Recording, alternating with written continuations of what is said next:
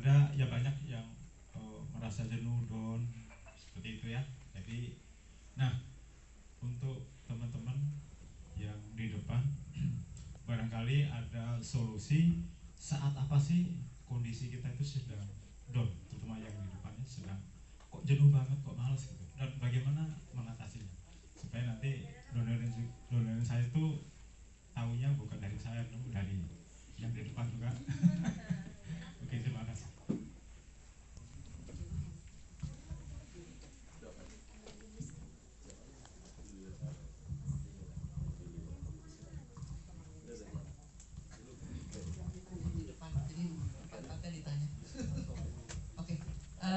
Kalau saya, jadi gini, kalau saya itu sebetulnya nggak takut kerja keras, jujur ya.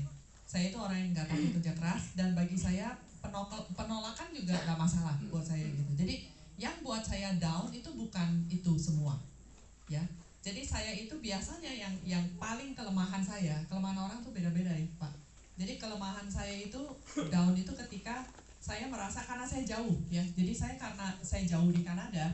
Jadi yang sering membuat saya drop dan down itu ketika saya merasa bahwa saya bukan leader yang baik, yang tidak bisa hadir bersama downline saya.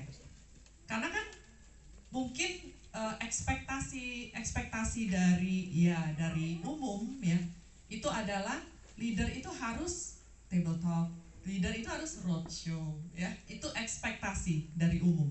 Nah itu yang kadang-kadang bisa membuat saya drop. Dropnya itu downnya karena saya merasa wah saya nggak bisa nih, karena saya di sana kan, jadi saya bilang wah kalau gitu saya bukan leader yang baik nih. Nah itu sering tuh saya jadi gitu ya, kadang-kadang bisa merasa gitu kayak berat banget gitu. Lalu bangkit lagi ketika saya berasa bahwa ya udah saya nggak bisa seperti itu, istilahnya saya harus melampaui semua batas-batasan ini. Makanya kenapa saya anggap Zoom itu ya seperti karena saya tidak punya pilihan. Jadi saya punya Zoom itu adalah saya punya table talk, saya punya Zoom adalah saya punya roadshow. Jadi saya memindahkan yang offline menjadi online, itu aja. Jadi di otak saya, oke, saya roadshow dengan Zoom ini, karena ini satu-satunya senjata yang saya punya. Ya jadi kalau di tangan kita cuma punya batu, ya itu batu yang kita pakai. Karena kita nggak punya pistol, kita nggak punya pedang. Jadi itu senjata yang saya pakai satu-satunya itu. Jadi masing-masing kita punya kelemahan apa yang membuat kita drop itu. Ya bisa aja ada orang-orang yang kayak tadi ya, tolak berkali-kali drop. Tapi ada orang yang mungkin dropnya karena kecewa sama sesuatu atau apa. Jadi masing-masing orang dropnya beda-beda. Jadi tergantung. Ya. Tapi Bu Lili boleh tanya kan? Tapi termasuk luar biasa loh.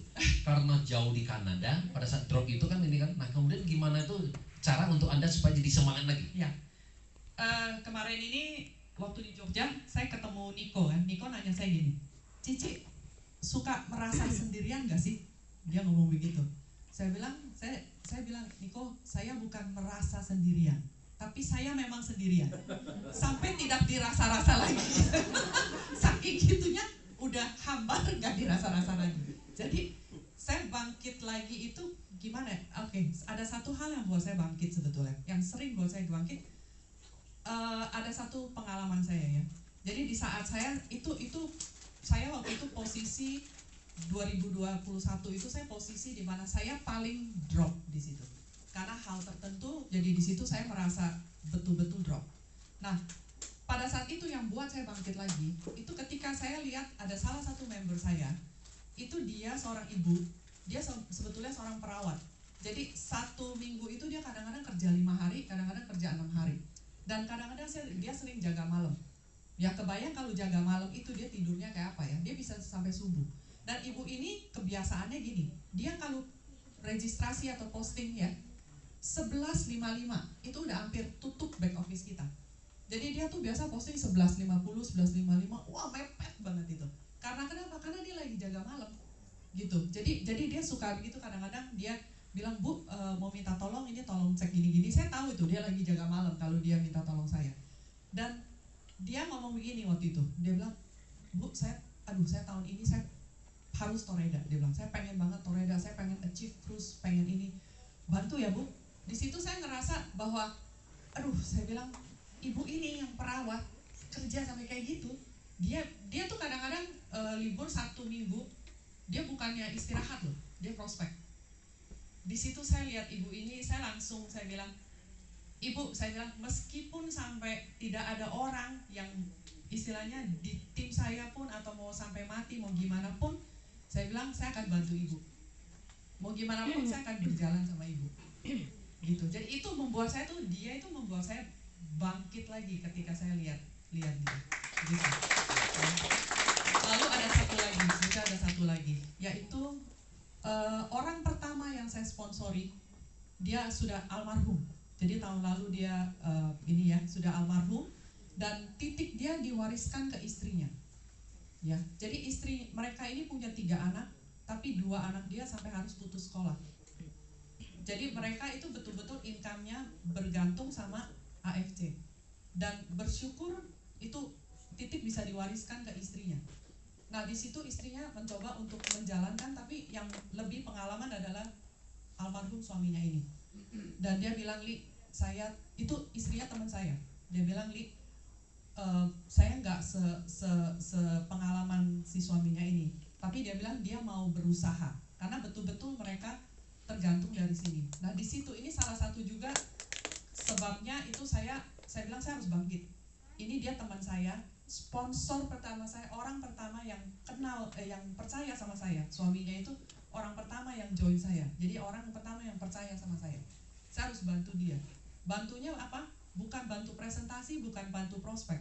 Bantu apa? Spill over. Jadi saya betul-betul, saya udah di otak saya tahu bahwa ketika saya spill over ke dia dapat income. Gitu. Jadi di situ saya bilang saya harus bantu dia. Karena ini anaknya aja dari 3, 2 udah nggak sekolah. Gitu. Jadi di sini dia harus dapat income. Jadi di situ saya bangkit lagi karena 2 orang dulu.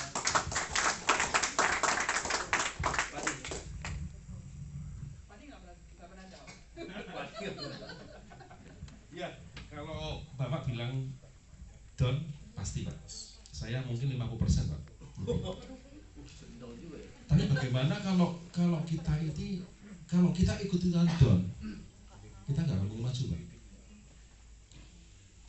Bahkan kalau saya sendiri berperang, saya akan maju. Itu saya. Setiap orang mati di bawah saya sendiri akan maju. Dan saya akan bisa mencari orang lagi. Itu saya Pak. Yang paling penting adalah intinya adalah apa? Diri Anda sendiri, jangan down, ikut dengan orang begini-begini, kita ikut down, jangan. Saya selalu tidak pernah down Pak. Mungkin Pak Gunanto tahu juga ya, api saya tidak pernah mati Pak. Saya akan selalu on, karena saya tahu Pak, kalau saya ikut mati, selesai. Tapi kalau saya hanya sendiri saya bisa membangkitkan semuanya yang di bawahnya. Itu dia. Berarti Pak Yanto Terima kasih Pak. apinya nggak pernah padam Pak. Jadi kalau di rumah siapkan kompor yang banyak Pak. Iya. Siapin kompor yang banyak Pak ya. Jadi ada dapur kering, dapur basah gitu. Banyak kompor Pak. Jadi kalau kompor dirusak masih ada yang nyala lagi terus gitu. Kekut? Sekarang nggak pakai kompor ya? Pakai listrik Pak ya? Pakai tungku Pak. Pakai tungku.